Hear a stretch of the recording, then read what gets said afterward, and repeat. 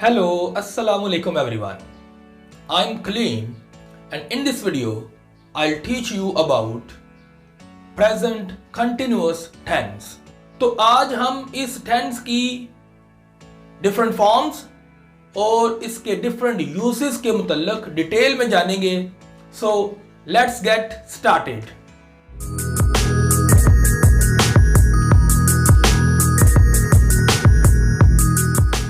इसका first use देखें कि आम तौर पर हम उस वक्त इस्तेमाल करते हैं जब हम किसी एक्शन के दौरान हों, यानी कि when we are in the middle of an action, यानी कि हम कोई काम कर रहे हों. जैसा कि इस वक्त मैं आपसे मुखातब हूं, आपके लिए बोल रहा हूं, तो ये जो मेरा बोलने का इस वक्त का अंदाज है, गुफ्तगू जो कर रहा हूं मैं, ये भी अगर हम इसको देखें तो ये प्रेजेंट कंटिन्यूअस के अंदर शामिल होगा. यानी कि प्रेजेंट कंटिन्यूअस की एक ये शर्त है कि जब ये इस्तेमाल होता है तो जब आप बात करते हैं तो वो एक्शन उस वक्त हो रहा होता है. जैसे कि मैं कह सकता हूं कि मैं इस वक्त बोल रहा हूं, तो इसको जब मैं ट्रांसलेट करूंगा इंग्लिश के अंदर तो मैं ये कह सकता हूं I am speaking right now, कि मैं इस वक्त बोल रहा हूं. तो लिहाजा इसका फर्स्ट जो यूज है उसको जरा गौर करें कि we use the present continuous in the middle of an action. उसकी एग्जाम्पल देखें, I am getting the breakfast ready, कि मैं नाश्ता तैयार कर रहा हूं. या इसकी ट्रांसलेशन आप इस तरह से भी कर सकते हैं, मैं नाश्ता तैयार कर रही हूं. ये जो आई एम है यहां पर दोनों को हम मुखातिब कर सकते हैं, यानी कि मेल पर्सन को भी हम इसमें मीनिंग ले सकते हैं और फीमेल को भी. ये कॉन्टेक्स्ट से बात क्लियर होती है कि जो कॉन्टेक्स्ट होता है वो ये बताता है कि आया ये आई एम जो है यहां से मुराद एक मेल शख्स है या कि फीमेल है. तो लिहाजा ये इसकी एग्जांपल हुई तो इससे पता चला कि ये जो एक्शन है इसके दौरान ये बताया जा रहा है, यानी कि नाश्ता बनाने के दौरान कि मैं नाश्ता बना रहा हूं या बना रही हूं. तो इसको हम इस मीनिंग में भी ले सकते हैं कि I am in the kitchen now. ये जो नाउ है ये बता रहा है कि उस वक्त ये काम हो रहा है. तो लिहाजा इसका हम जो प्रेजेंट सिंपल के अंदर देखें तो ये एक अंदाज सामने आता है, I am in the kitchen now. तो लिहाजा हम यहां पर गौर करते हैं कि जो एक्शन हो रहा होता है उसके दौरान बात की जाती है, तो उस वक्त जो बात होगी वो हम प्रेजेंट कंटिन्यूअस के लिए हम उसको कंसीडर करेंगे. मतलब ये कि एक्शन चल रहा होता है और उस दौरान हम जो जिक्र करते हैं उस जिक्र को हम प्रेजेंट कंटिन्यूअस के थ्रू इंग्लिश कॉन्वर्सेशन में लेकर आएंगे. आगे बढ़ते हैं तो नेक्स्ट हम इसका यूज देखते हैं. We use the present simple in the middle of something but not actually doing it. ये मैं आपको यूज जरा क्लियर कर दूं कि होता ऐसा है कि हम समटाइम्स हमने कोई काम शुरू किया होता है, यानी कि हम कुछ अरसे से कोई काम कर रहे होते हैं और उसको कंटिन्यू रखे हुए होते हैं, मगर जब हम बात कर रहे होते हैं उस वक्त हम वो एक्शन नहीं कर रहे होते, तो उस वक्त भी हम इसी टेंस का इस्तेमाल करेंगे. मैं एग्जांपल के थ्रू आपको समझाता हूं कि फर्ज करें कि आप एक किताब पढ़ रहे हैं या आपने किताब पढ़ना शुरू की हुई है, तो जब तक वो खत्म नहीं होती तो तब तक चाहे आप वो पढ़ रहे हैं या कि उस वक्त नहीं पढ़ रहे, तो उसके लिए भी आप प्रेजेंट कंटिन्यूअस का टेंस इस्तेमाल करेंगे। मसलन हो सकता है कि आप कहें कि I am reading Shakespeare these days. जब आप ये बोलेंगे, हो सकता है कि जब आप ये कॉन्वर्सेशन में ये फिक्रा बोल रहे हैं तो उस वक्त आप शेक्सपियर को पढ़ तो नहीं रहे होंगे उस वक्त, तो तब भी आप इसी टेंस का इस्तेमाल करते हैं। मतलब ये कि आपने शेक्सपियर कोई जो बुक है, कोई उसका ड्रामा जो है वो पढ़ना शुरू किया हुआ है, मगर जब आप ये कहते हैं कि मैं आजकल शेक्सपियर को पढ़ रहा हूं, तो शायद उस वक्त आपने वो ड्रामा की बुक अपने सामने ना रखी हो, खोलकर आप ना पढ़ रहे हो, मगर जब आप कहेंगे कि मैं आजकल पढ़ रहा हूं, तो फिर आप इसी टेंस का इस्तेमाल करते हैं। तो इसके लिए एग्जांपल देखिए, I am reading Shakespeare these days, कि आजकल मैं शेक्सपियर को पढ़ रहा हूं। जब ये फिक्रा अदा किया जा रहा है, जरूरी नहीं कि उस वक्त ये एक्शन किया जा रहा हो जो रीडिंग का एक अमल है। तो लिहाजा इस तरह से भी हम इसका इस्तेमाल करते हैं। आगे बढ़ते हैं तो थर्ड हम इसका इस्तेमाल देखते हैं कि हम इसको we use this tense when things are changing over a long period. यानी कि इसका इस्तेमाल हम उस सिचुएशन में भी करते हैं जब जो कोई चीज है वो एक अरसे के बाद अपने अंदर तब्दीली लेकर आ रही हो, तो उस तब्दीली को हम बयान करने के लिए इसी टेंस को इस्तेमाल करते हैं। मसलन मैं एग्जाम्पल के थ्रू आपको ये कॉन्सेप्ट क्लियर करता हूं कि यहां एग्जाम्पल देखें आप, the earth is slowly getting warmer. तो यहां पर नोट करें आप, ये जो जमीन है जिसका जिक्र हुआ, जिसके ऊपर हम रहते हैं, ये आहिस्ता आहिस्ता वक्त गुजरने के साथ साथ ओवर अ लॉन्ग टाइम ये अपने अंदर कुछ चेंजेस शो करती रहती है। जैसा कि आजकल हम ये महसूस करते हैं, जो साइंटिस्ट हैं वो कहते हैं कि जो जमीन है इसका टेम्परेचर बढ़ रहा है। तो वार्मर का मतलब कि उसका जो दर्जा हरारत है वो गर्मी की तरफ बढ़ता जा रहा है। तो लिहाजा ये एक over a long period of time जो है इसके अंदर एक चेंज आ रही है। तो उस चेंज को जाहिर करने के लिए, उसका जिक्र करने के लिए भी हम इस टेंस को इस्तेमाल करते हैं। आगे बढ़ते हैं तो एक और इस्तेमाल हम देखते हैं इसका कि we use the present continuous for the future meaning.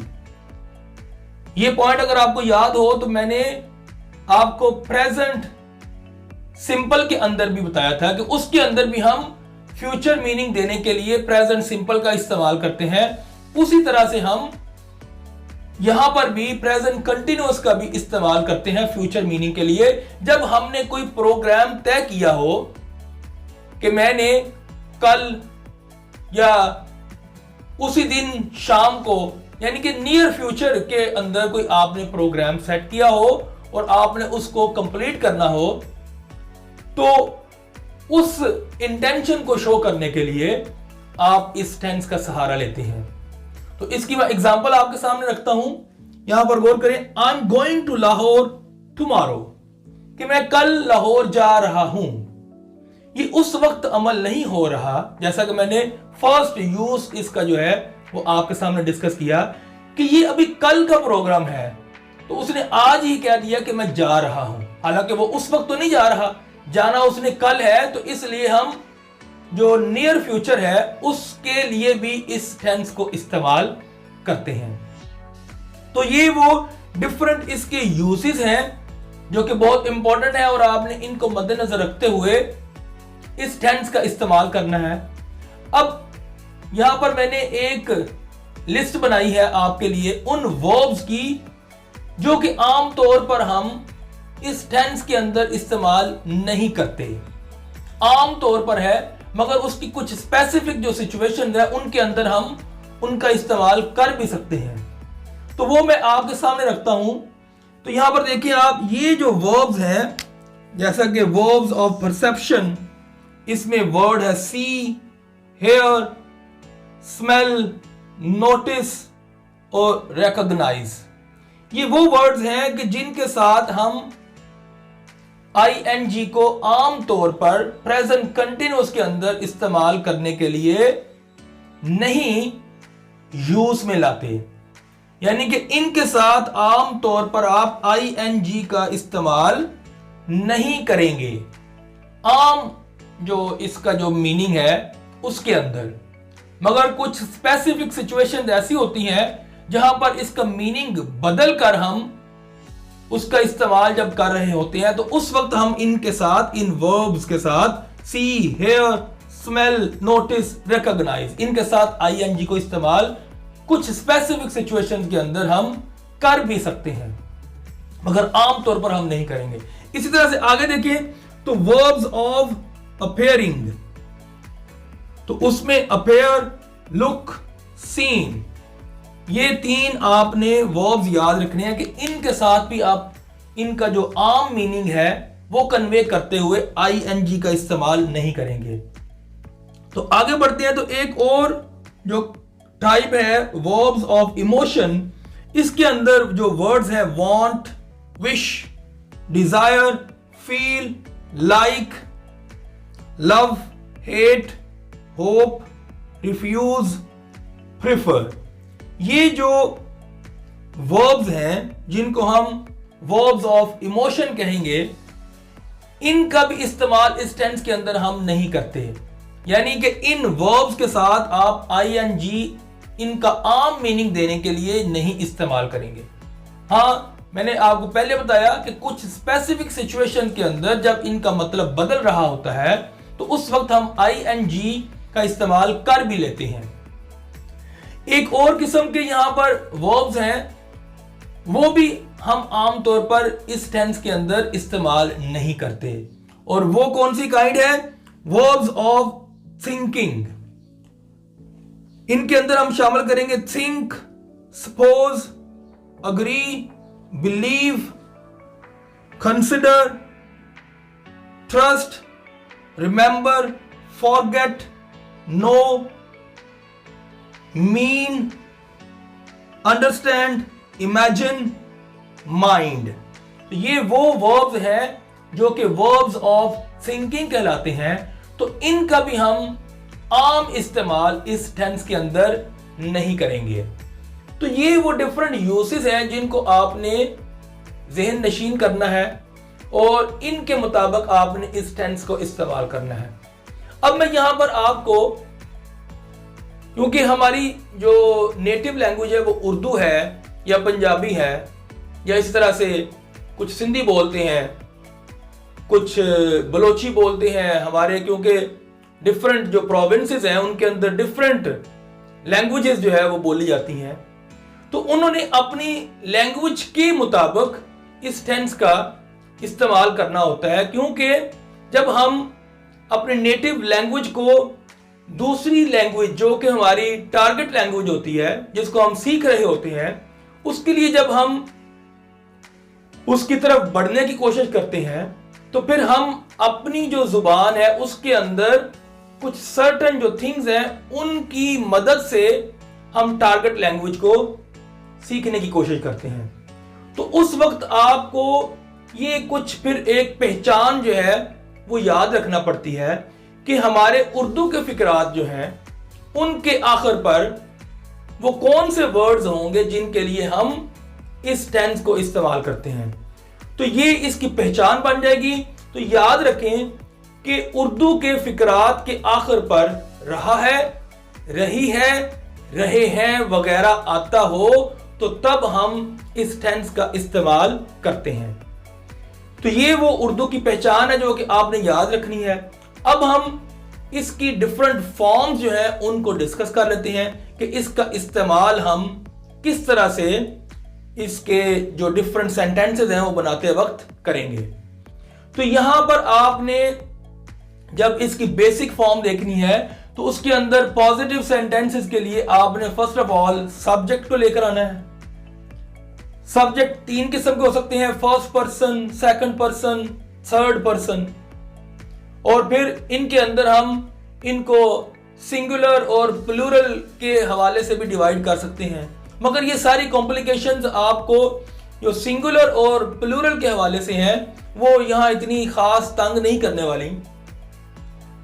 और आगे जब हम इसको देखेंगे तो फिर हमारे पास जो नेक्स्ट जो एलिमेंट है इसकी फॉर्म का, वो हमारे पास ये कुछ हेल्पिंग वर्ब्स आते हैं जिनको हम ऑक्सिलियरी वर्ब्स भी कहते हैं। उनका इस्तेमाल करेंगे अकॉर्डिंग टू द सब्जेक्ट। अगर यहां पर सब्जेक्ट में हमारे पास फर्स्ट पर्सन प्रोनाउन आई हो तो फिर हम एम का इस्तेमाल करेंगे। अगर यहां पर सब्जेक्ट में हमारे पास सेकंड पर्सन प्रोनाउन यू हो तो फिर हम आर का इस्तेमाल करेंगे। और अगर यहां पर सब्जेक्ट में हमारे पास थर्ड पर्सन प्रोनाउन जो ही, शी, इट है वो हो तो हम उसके लिए इज का इस्तेमाल करते हैं। इसी तरह से अगर हमारे पास थर्ड पर्सन प्रोनाउन में अगर दे हो तो फिर दे के साथ हम आर का इस्तेमाल करते हैं। तो ये आपने कुछ बातें याद रखनी है कि जो सिंगुलर सब्जेक्ट्स होते हैं उनके लिए आप आमतौर पर इज का इस्तेमाल करते हैं। सिंगुलर सब्जेक्ट्स में आप ही, शी, इट को इंक्लूड करते हैं। और जो प्लूरल सब्जेक्ट्स हैं जैसे कि वी, यू, दे, इनके साथ अब आप जो है थोड़ा सा डिफरेंट जो हेल्पिंग वर्ब्स हैं उनको आप इस्तेमाल करते हैं।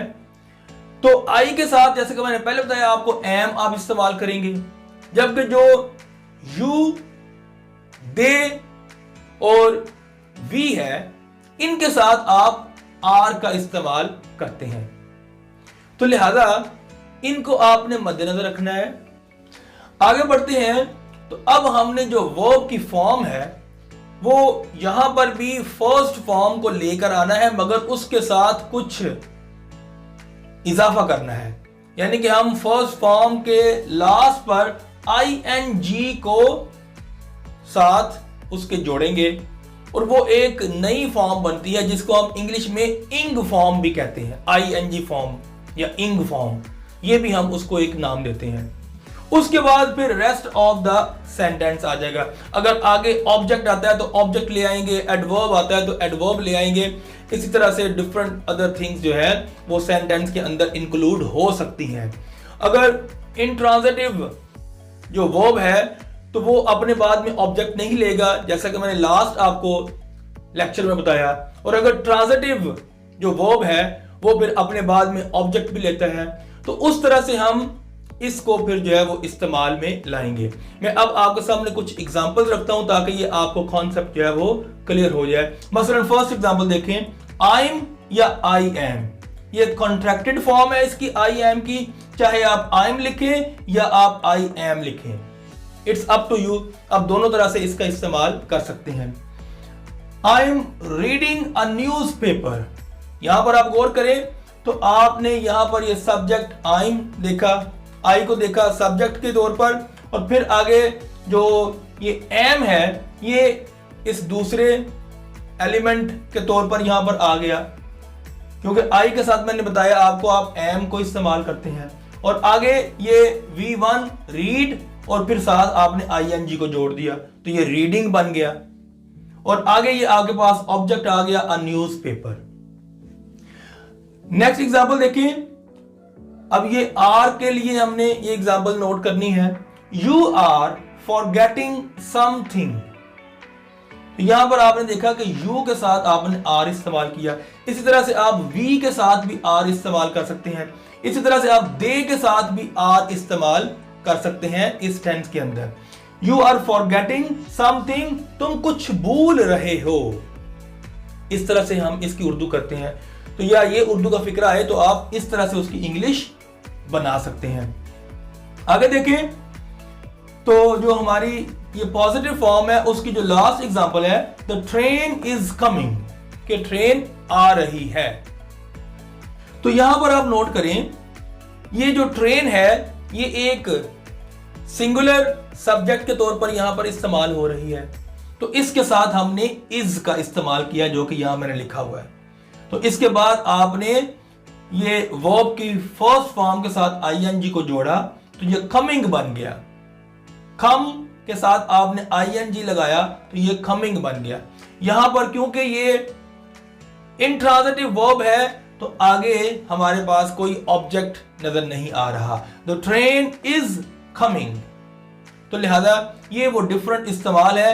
द ट्रेन इज कमिंग, तो यहां पर इज के साथ और कौन से यहां पर सब्जेक्ट्स आ सकते हैं? यहां पर आप ही का इस्तेमाल कर सकते हैं, ही के साथ आप इज का इस्तेमाल करते हैं, शी के साथ आप इज का इस्तेमाल करते हैं, इट के साथ आप इज का इस्तेमाल करते हैं, या फिर कोई एक सिंगुलर जो कोई थिंग हो या कोई किसी शख्स का नाम हो, यानी कि एक अकेले शख्स का नाम भी आए तो उसके साथ भी आप इज का इस्तेमाल करेंगे।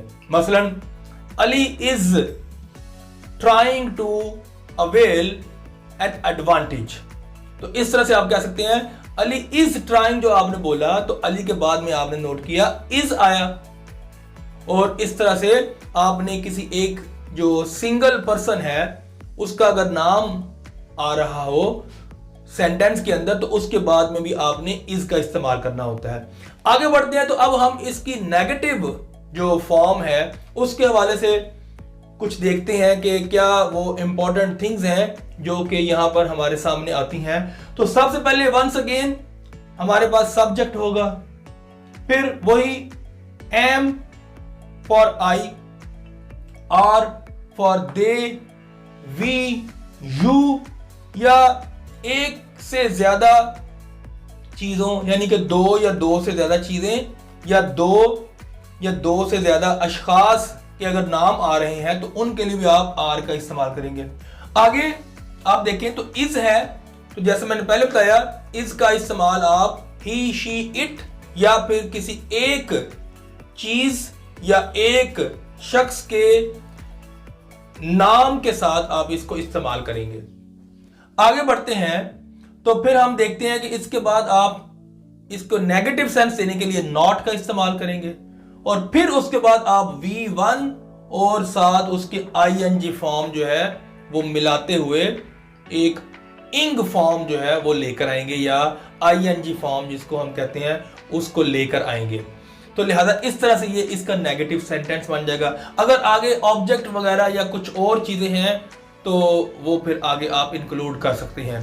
तो यहां पर आप इसकी एग्जांपल देखें, Isa is not wearing his uniform, तो यहां पर आप नोट करें ईसा एक सिंगुलर पर्सन है तो उसका नाम आया यहां पर, तो उसके बाद में आपने इज इस्तेमाल किया। अगर यहां पर ईसा एंड मूसा लिखा जाए तो फिर यहां पर आर आ जाएगा। मसलन Isa and Musa are not wearing their uniforms, तो इस तरह से आप कहेंगे।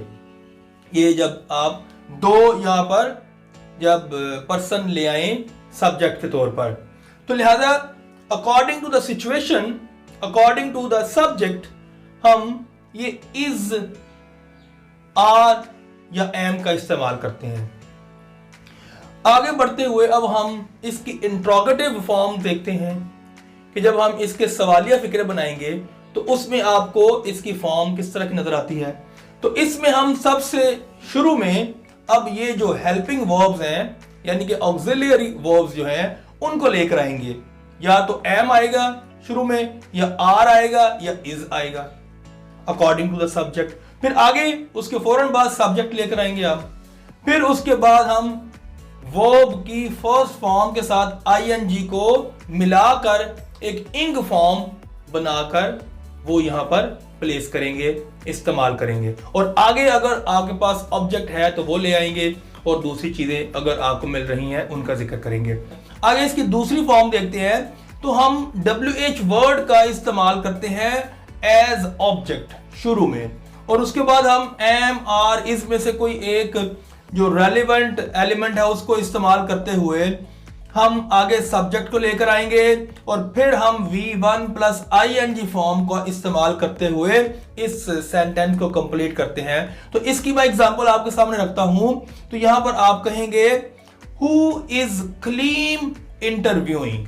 तो यहां पर ये जो हु है ये ऑब्जेक्ट बन गया, ये जो सब्जेक्ट है यहां पर कलीम आ गया कि कलीम किसका इंटरव्यू कर रहा है, हु इज कलीम इंटरव्यूइंग।